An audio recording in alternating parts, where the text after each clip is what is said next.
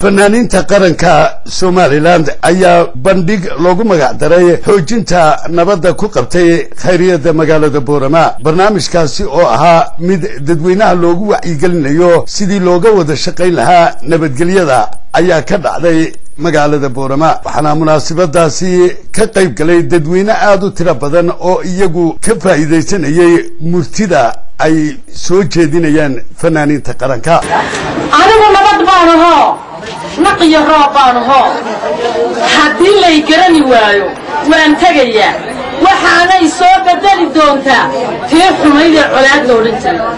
anigu caafimaad baan ahay anaa xoog laygu leeyahay hadday nabadii tagtay annagu waan tegayaa daacuun iyo kaneeca iyo jimbaalayo.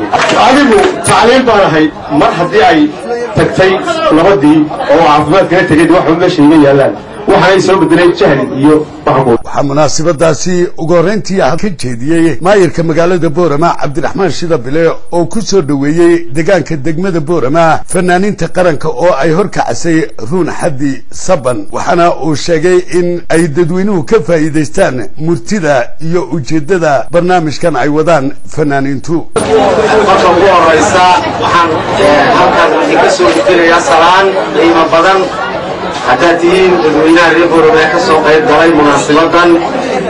runtii barnaamijkan maanta aan iskugu imanay waxay noo wada gobolada ama fanaaniinta qaranka oo ay horkacayaan fanaanadeenii weyneyd reer awdal Ruun Xaddi.